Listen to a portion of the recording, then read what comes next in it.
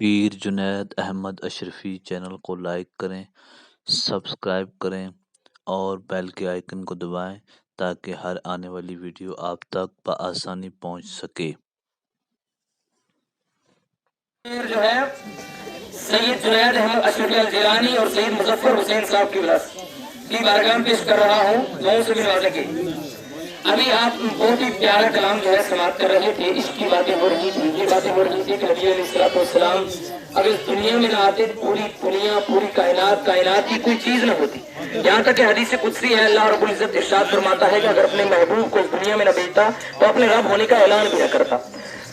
شاعر اب پہلے ہم اعلیٰ حضرت امام احمد رضا خان فاضل بریلوی رضی اللہ تعالیٰ کی بارگاہ میں چلتے ہیں، جو تمام شاعروں کے سردار بھی ہیں۔ اعلیٰ حضرت کہتے ہیں وہ جو نہ تھے تو کچھ نہ تھا، وہ جو نہ ہو تو کچھ نہ ہو۔ کیونکہ اعلیٰ حضرت کی جو شاعری ہے یا قرآن مقدس کی آیتوں کا ترجمہ ہوتا ہے، حدیث مصطفیٰ صلی اللہ تعالیٰ علیہ وسلم کا مفہوم ہوتا ہے۔ وہ جو نہ تھے تو کچھ نہ تھا، وہ جو نہ ہو تو کچھ نہ ہو، جان ہے وہ جہان کی اور جان ہے دو جہان ہے۔ سے قلب میں جذبہ ایمان کہاں سے آتا، قلب میں جذبہ ایمان کہاں سے آتا، آپ آتے نہ تو قرآن کہاں سے آتا۔ یا رسول اللہ قلب میں جذبہ ایمان کہاں سے آتا، آپ آتے نہ تو قرآن کہاں سے آتا، ہے خدا ایک یہ اعلان کہاں سے آتا، ہے خدا ایک یہ اعلان کہاں سے آتا، یعنی بت خانے میں طوفان کہاں سے آتا،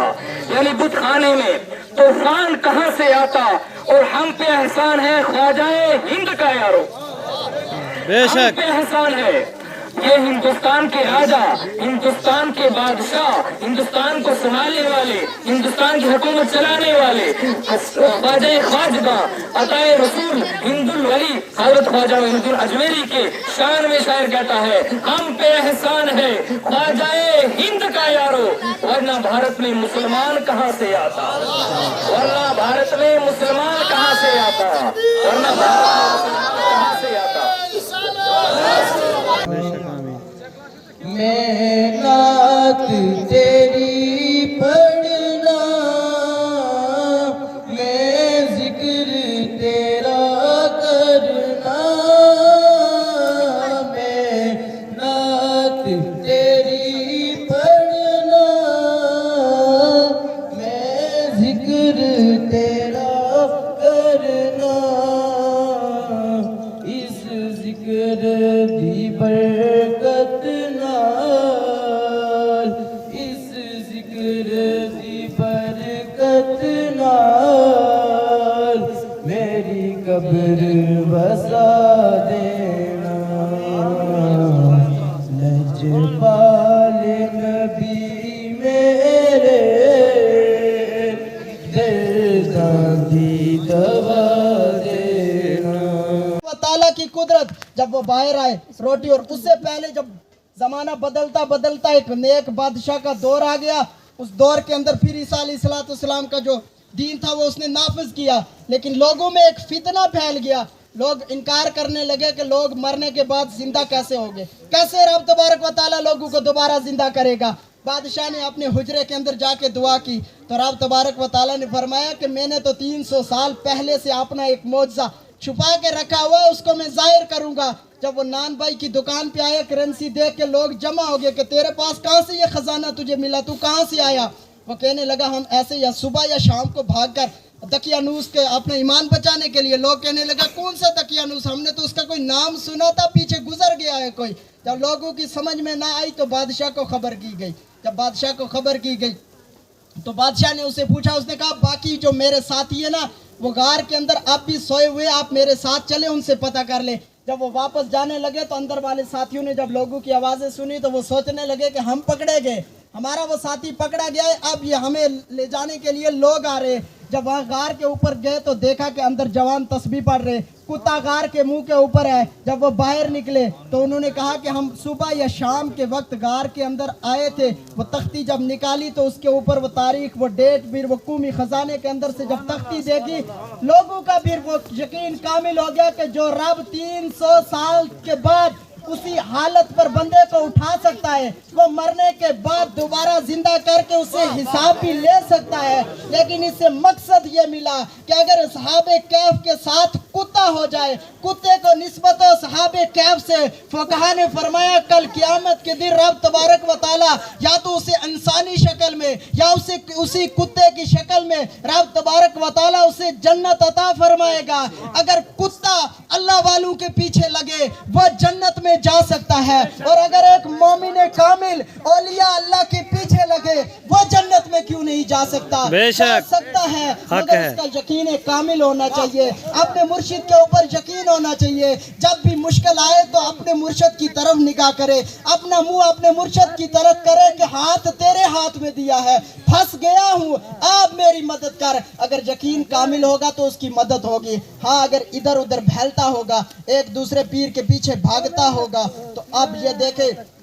मरीद का जो सिस्टम होता है ना, पीर ने जो वसीयत की होती है मरीद को उसके ऊपर कायम रहना होता है, ना कि उसके कदम डगमगाएं इधर से उधर उधर से इधर। जब वो उसके ऊपर कायम रहेगा तो पीर से उसे फैज़ भी मिलेगा, फिर उसकी दुनिया भी संवरेगी, उसकी आखिरत भी संवरेगी। इसलिए आए और दुनिया में आकर दुनिया की मोहब्बत अपने दिलों में नहीं डाली, दुनिया में आकर दुनिया में गुमसुम नहीं होगे, दुनिया में आए लेकिन दुनिया की मोहब्बत दुनिया की लालच इनके नजदीक तक नहीं गई। इसीलिए अल्लाह तबारक ने इसकी शान में फरमाता है अला इन्ना औलिया अल्लाह की ला खौफुन अलैहिम व लहुम यहज़नून। वलियों की शान ये है कि ना उनके दिल में कोई खौफ और ना कोई गम होता है, यानी कि दुनिया में बेखौफ व खतर रहते हैं और कल आखिरत में भी उन्हें कोई गम नहीं होगा। दुनिया की मोहब्बत अपने दिलों में नहीं डाली, दुनिया की मोहब्बत नहीं डाली, दुनिया में रहे लेकिन दुनिया को अपने अंदर नहीं आने दिया। आज 300 साल गुजरेंगे, पीर सैयद मोहम्मद शाह दुनिया से गुजर गए थे, बनी वाली सरकार कई साल गुजर के दुनिया से चले गए, लेकिन आज भी इस सनई की जमीन पर इन वलियों का नाम जिंदा है और इनके साथ मोहब्बत करने वाले आज इस नई की जमीन में इनके उस में आए हुए हैं और इसके नाम के पुराने द्वारे फरिश्ते ने पड़ा उन पर दरूद दस्त बसता हर फरिश्ते ने पड़ा उन पर दरूद क्यों न हो फिर अपना अस्सलाम को सलाम क्यों न हो फिर अपना सलाम को क्या इतने तारे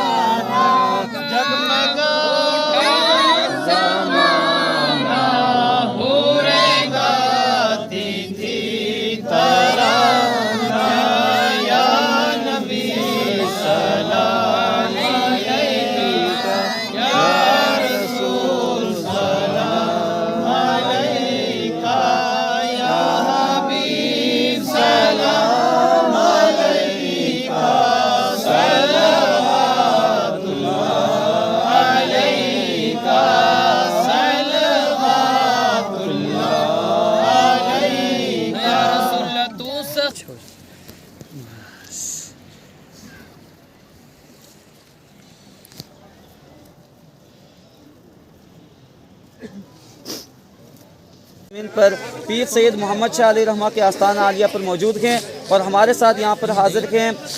मेहंडर से हज़रत मौलाना सैयद जुनैद शाह साहब। हम इनसे जानेंगे कि आज यहाँ पर जो उर्स कराया गया इसके ताल्लुक़ से इनके क्या नज़रियात हैं।